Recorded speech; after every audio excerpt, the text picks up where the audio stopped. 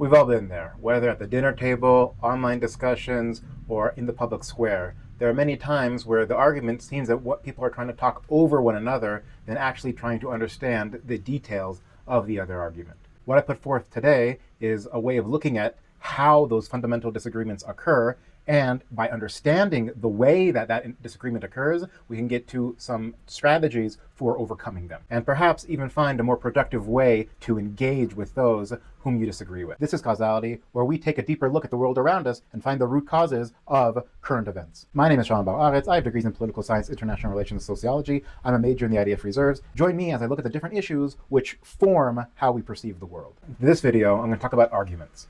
And I'm going to be talking about arguments in a way that I think is different than what most people are used to. Now, I want to separate arguments into three different types. And each type has a different way about looking at why people are arguing and how to resolve those arguments. Now, the first, most basic type are arguments over fact. Now, these can be simple facts, what is the boiling point of water, or more complex facts such as who did what in any given conflict. Now, these can become incredibly complicated when the truth is muddled, either by bias, by incomplete facts, or by deliberate misinformation. The second type of argument are those where there's a disagreement about some sort of foundational belief.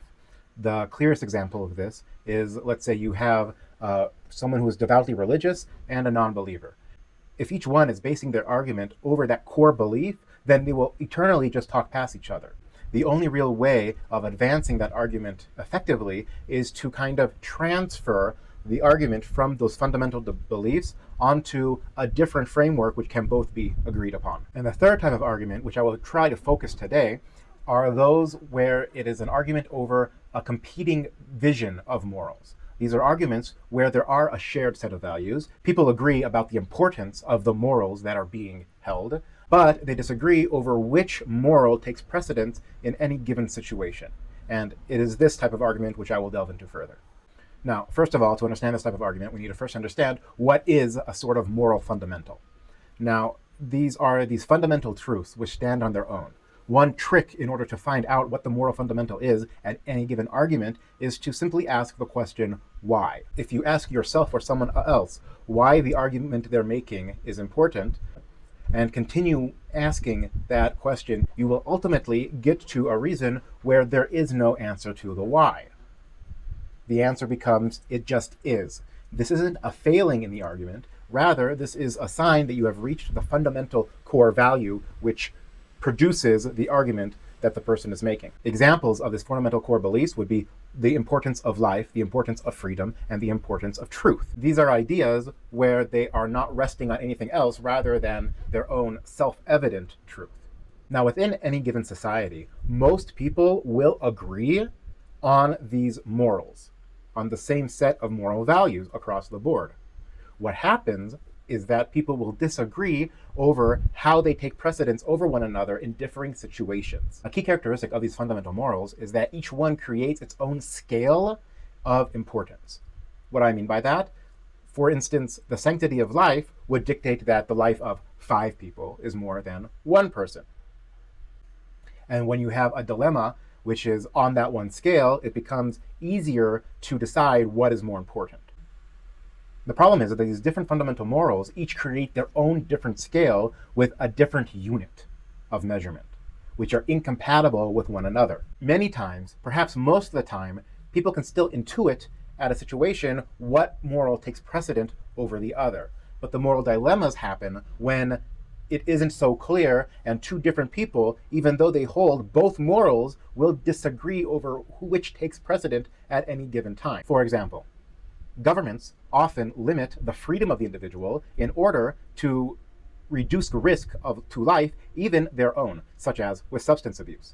Here we have two different morals competing with one another, the freedom of choice of the individual and the sanctity of life, of all life. And many different governments have found a different balance between where is the line where the sanctity of life overrides the freedom of individual and vice versa. Another relevant case of this is the abortion debate in the United States. On here we have two sides, both agreeing that freedom is important and both agreeing that life is important, but where one side puts the emphasis on the life of a fetus which is unborn, the other side puts the emphasis on the choice of the woman who is pregnant. The reason why this becomes such a difficult argument to solve is that there is no objective way to morally quantify one versus the other. The real problem with these types of arguments is that there seems to be a psychological tendency that when you cannot completely back up your claim in absolute objective terms, people default to making a more of a passionate argument, using emotion and upping the ante, either by more loudly promoting your own cause or frequently denouncing the other. And this can create a vicious cycle where each side continuously demonizes the other, and the conversation snowballs into something which is heated, toxic, and unproductive. One way to neutralize the passion is by making the conscious effort to map the scale of the agreement between the two sides. Before looking at the narrow point of contention, take a moment to look at the common ground.